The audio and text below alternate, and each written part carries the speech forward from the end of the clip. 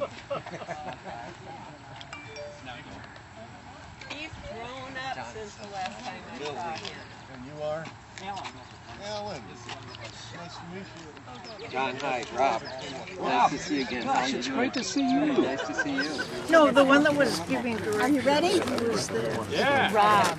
Okay. No. Welcome everybody to our dedication for L.J. Fiegel. Please know that we would not be gathered here today without Scott's 12 years of dedication and all the meetings with the park department. I can't count them all.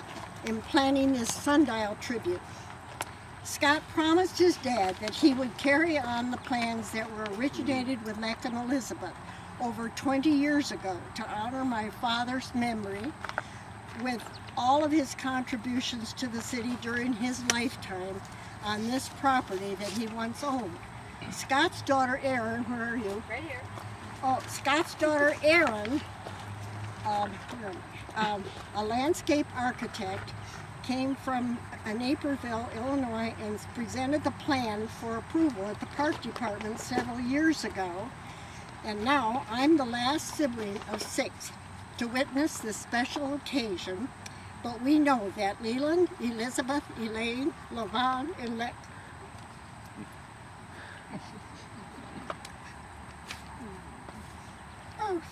just a minute. Are hungry over. It's okay, Uh, I should need to clean up. the property where the Shorewood Retirement Facility, Shorewood, as now stands, was once referred to as the ranch, where Sister Levon and Jack Stutz raised their family. David and Dick and Dan, along with Scott and Kirby, had lots of turkey hunting days and escapades with Grandpa in the fields, down to the creek that has been dredged to form Cascade Lake. Other grandchildren had fun on a city golf driving range located on the property.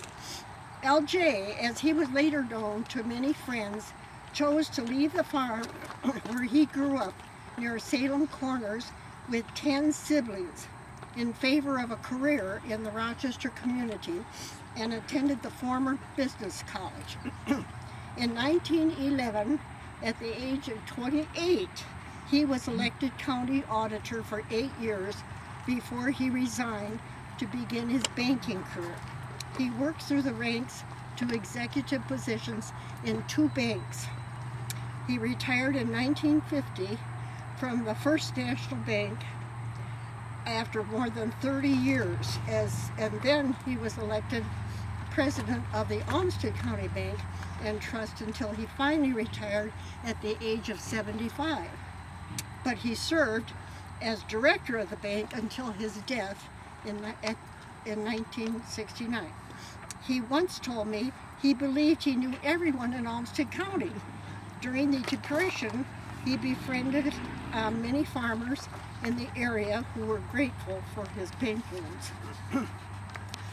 LJ became one of the city's most active and prominent citizens through the years, as he was well known for his many civic activities and involvements. In 1928, Dad was one of 5 men who put up $15,000 capital to start Rochester Airways, Rochester's first organized airport on what was the golf range followed that. And then he contributed greatly to the financial life of Rochester, serving on countless boards and committees over the years. Among these, he was a school commissioner. He was elected as head of the Courthouse Advisory Committee to build a new courthouse. He was a member of the City Charter Commission. He was a member of the school board, a treasurer of the Methodist Hospital Board, a member of the Board of Directors of the Mayo Memorial Association, and a life member of the Olmsted County Agricultural Society, former president of the Rochester Council of Parent Teachers Association, former board member of the Rochester Methodist Church, which is now Christ United Methodist Church, and he served as treasurer of the Olmsted County Historical Society from the time it was organized in 1926 until 1952. Remember, everything was typed or handwritten in those days. There were no computers. So he had a very dependable typewriter, and he typed the family, the kids, every Sunday night with carbon copies, and I usually got the fourth one.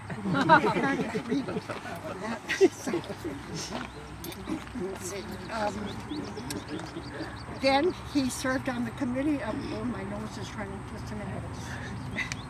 He served on the board of the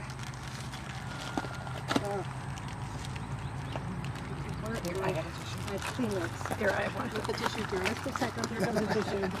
I got it. Okay. I do my music right. Okay.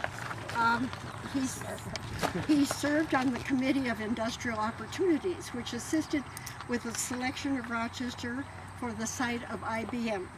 In fact, Leland, who was a colonel in the Air Force and killed in a plane accident after the war, was a close flying friend of Tom Watson, who assured our family that IBM would be built here no matter what his board said. LJ was a recipient of honors from many civic and Masonic organizations. He was a member of the Lions Club, Templars, Knight Templars, a charter member of the Kiwanis Club, which made him a life member, and named its annual Rochester Junior College Scholarship in his honor in 1969, the year of his death. The Chamber of Commerce also made him a life member. At the time of his retirement from the Olmsted County Bank, he said, "Throughout my life, I have felt an obligation to my home country and to this city, which have been so good to my family and me. I will continue to try to manifest appreciation for that kindness and support." My dad said, "I believed I lived in the best era, despite World War II and the loss of Leland. There's a closeness in our community and a wonderful one to raise a family." He also believed, he was an avid and competitive bridge player, and he believed that he and Dr. Alf Adson were the best defensive players in Rochester, and that he knew. As a young man, he played on baseball teams here and continued his interest in the sport throughout his life. A few months before he died and was in the Madonna Towers assistant living, I drove him back to Soldiers Field, where he used to play ball, and watched the ball game from the car. He just loved that. It seemed to stimulate him. And he and Mother used to have a good hot game of gin rummy every night whenever he didn't have a meeting. So in closing, I would like to mention my mother's constant loving support in keeping the home fires burning as a homemaker, busy as a seamstress in her sewing machine, creating meals for the family dinners, always planning dessert first, and all the while trying to keep pace with her 6 kids. There were 18 years between Leland and Leck, my youngest brother, and both my parents would be so proud and happy that 14 of their 21 grandchildren and 4 greats would come from all over the country to attend a memorable tribute to their grandparents. Quite a reunion for everyone. Now the place will forever welcome those who seek a spot to rest in its beauty here and pondering their future. Thank you for coming.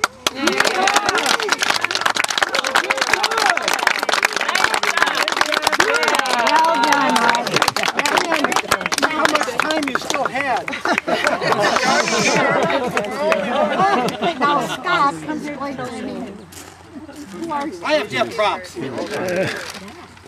Scott's going to explain the sundial and its inception and You go over on that side. Okay. You're on this side?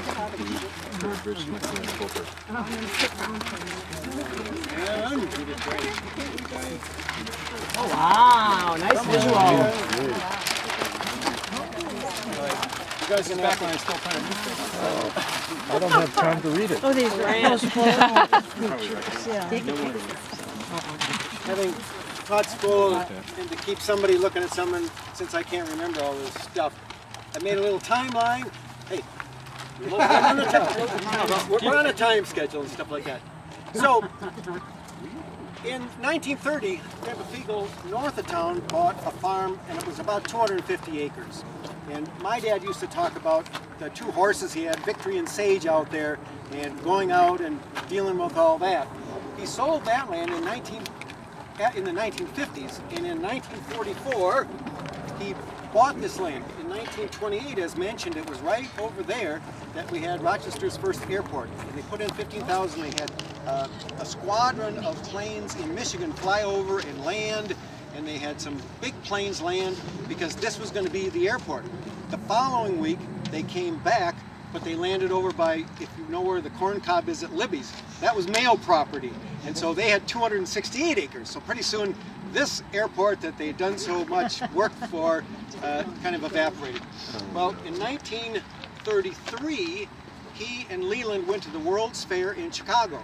And I had the book that was from a World War I ace entitled To Leland, Hope to See You the Next Time with Your Flying Wings. So I don't know if it was a combination of seeing the planes land here, and I think there was 20-some, landed in these big planes, and that, the next thing you know, Leland's in flight school at the University of Minnesota. And so in spite of what's been written in the paper that he wasn't a pilot, he was in the flying school in University of Minnesota and landed, it used to be called Holman Field, and now it's where the regular airport is. So anyway, in 1944, he purchased this property, the same property that he had rented in 1928, and it was what I called the ranch. Other people called it, well, the Stutzes, and David Stutz is probably the one that knows more about exactly what goes on here, than I do. But in 1967, he put it into the trust. So the first thing in the paper that I have seen really was in 1970 when the city was floating a proposal for this kind of a thing. And there were issues about subdivisions out here.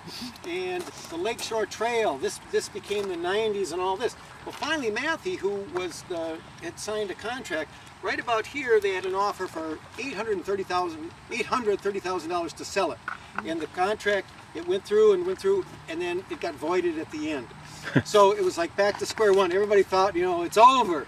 So that was, the 90s. In 1999, the city then took over, and they were going to buy it from Matthew because Matthew had just pretty much, mined it off and said, well, we need X many years. So supposedly it went up to 2023 before the mining thing was going to get done. So there were three plans. One of the plans, and this is what my dad and Elizabeth thought, they were going to redevelop, and they had to pay sewers, gutters, city water supply all through that edge, and then right through here they connected Country Club Manor with power line, and it was like a 60-foot easement that went all through down there to kind of connect it to the city. So they had three plans, and the one plan from the Corps of Engineers in the late 70s and early 80s, for flood control, we think we're going to build a berm down the middle of the Fiegel property that was going this way. So on that side, it was going to be dry, potentially floodwater, and on this side, it was going to be swamp. And so Elizabeth and Lester, they went to all these city meetings, and it got reordered. And one of the plans was back here to have all the development on the Aaron's property, and then the houses over there, and this was all going to be kind of washed out area. So anyway, at some point, they selected this plan right here. And are you going to have 2 lakes, or are you going to have 3 lakes? And here are the berms, and here's the mining. So the mining contract kept getting extended by another 10-year period. So at this period, put your thumb right there, young man. So in 2016, they finally came out and said, well, we have a spot we think that would work for you. And I met with Mr. Nigber. We started out, where's the director? This gentleman right here is the man in charge. Well, we started with Roy Sutherland. I don't know if you remember him. He would meet with Dave Stutz. Where's David? There's Dave. We would meet out here every year after year after year. And what's the plan? How's it going and stuff? Well, in truth, the park department did more to get this whole program done than any one of us. And so Dave and I would meet with Roy Sutherland, then Mr.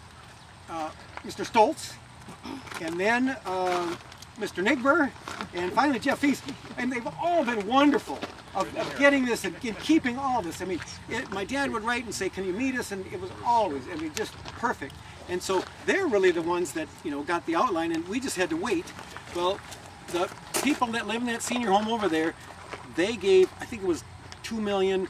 The director, another $1.5 million came from the city, and then was it 2 years ago? The regional park status, they gave $5 million. Some to effect, you know, like that. So anyway, at that point, Mike came out and said, this looks like a perfect place, because eventually they're going to build a fishing pier right out here, and there's still, that stuff really hadn't been developed when you looked around when it came in. So once that extra money came in, it all came to be. So it got close. These were the homes that were all up there. My grandpa had started Hillcrest Service Station. And so where the little cabins were up there, there was a gas station. And so when it came down to Matthew buying it all, they said, well, since there was a gas station there, we got to check, see if there's any buried tanks. So they hired a consultant from the cities to come down. We went back and forth every square foot. It was kind of like pushing a lawnmower, had a computer on it, and then there were two big blips. Oh, there's some metal down here. So, do you remember Mick Heinrichs? From my grade class, he was working up the street, and I had seen him on the way in with a backhoe. So I got him to bring his backhoe out there. We dug out, with this backhoe, and we came up with the top of a metal rim that was on a sewer pipe and an old wagon wheel that was about this thick. So, we're, oh, hey. Well, then the DNR came out and said, well, you need an impact statement. And in this impact statement, the guy from the DNR had said, well, on a little cement pad, so if you can imagine these little cabins up there, 10 yards from the road that used to be the main road to Byron, he saw a Blandings turtle, which happened to be endangered in the state of Minnesota. So, oh no, we have a Blandings turtle sighting on this area. We can't do any development in this whole thing because this turtle. And so one of my friends was a herpetologist. You might know him if you ever ate at Michael's. It was Charlie Pappas' son, or no, his brother's son. Anyway, he went over and he goes down to Wabasha and they walk Blandings turtles across the road, when they're down there, so they know. He says this is not an endangered species turtle habitat because there was no water up, and it was a little ditch down here. So after that, it all got done. So my heart rate, it all came down to a turtle. That's why we're really here today. That we found that there wasn't a turtle crossing. But Grandpa Fiegel's farm, if you go that direction about 6 miles, that's where he was born in 1884, and it was, I don't know, like 350 acres, 360 acres, and then, like I said, as the crow flies, it's about 6 miles. So he got about 6 miles in terms of where he grew up to, where, my dog's ashes are, or something like that for hunting and stuff. So anyway, that's all I have to say. Dave, do you have any? Can you give us another story of anything out here? I drove my first. Yeah, I drove my first car. My grandpa had a 1963 Buick Special. I'd never driven, and there was a pine tree strip, and he'd just go back in there and wrap a rope around something and tell me to drive. We just pulled it out. Well, I was probably about 12 years old. He lived not far from the mother house over there. And he used to say, well, okay, now just back it out of the driveway. Back it out of the driveway. Okay. And then one day he said, just keep driving. I was like 12 or 13, I didn't know, but away we drove over here. Because my dad kind of worked over there, and he just dropped me off over here. And Danny and I would be, fiddle around down in the creek and, doing that kind of stuff. So I don't know. It was always a special place, more so maybe than those that weren't around all the time, but it really was kind of a neat thing. And to see all the, people and the seniors, they come out and water and fiddle around and stuff like that. But anyway. All right, thank you. There in this rental place, the noise, the conversation is filling the atmosphere. Yeah, let's take that to the summer beast. That's why I go to. So anyway, 2 weeks ago, they had a B-24 land over here in Rochester, and I got the last seat on it. So I got to go up, and that was Leland's plane. He landed this B-24 at the Rochester airport in 1945. It wasn't the same one, and they said it's only the last one there. So that I want for you. These things, and this is where when I talked to the artist, he said, well, this is somewhat of an abstract sundial, because for those of you kind of wondering what's going on, I did too. But anyway, these bases go by month, and they start with down here, this is December, and they work up. So each notch is supposed to be for the day. and there's a nubbin in here, and as he has explained, you're supposed to go around and find your thing, and that was going to be the thing that kids were supposed to do. What got kind of lost in the whole program was a little bit of the money issue, because originally the plan was to have a sundial, and I'm almost at my time up. But they had, there's still kind of an issue that we're going to get, and I said, well, this used to be my bucket list to meet all you here, but now I guess I have an additional little thing to get a little bit more of the signage along the ground to make it a true sign. And for this is Erin over here, my daughter. She spent a lot of time on these things starting in, whatever, 1999, of trying to get it and going back and forth with the wonderful people from the park department that, have been so really accommodating. And that boulder over there, I came down about 3 weeks ago and we met with the guy, took it over to his place, and they carved it all out and delivered it. And I know the city did that, and probably, I don't know how the billing goes, but I appreciate that the city did it, not the stone cutter, because he said he couldn't lift it and it was going to cost 3 times as much or something to that effect. But that little thing there, and then the bronze got just put in here Friday underneath for Lesta and Anna underneath that. So that pretty much is the spiel. Thank you, Scott. Thank you, Scott. Thanks, Erin. Thank you. Yes. You want to speak, Erin? No, I want to tell you.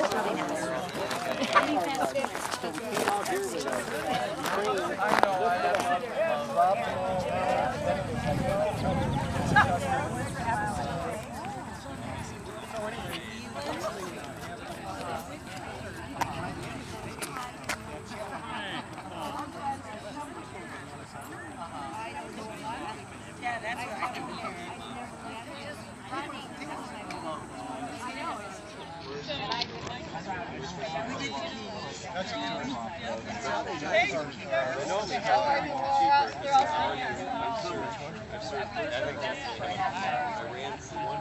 Yeah, it might have been.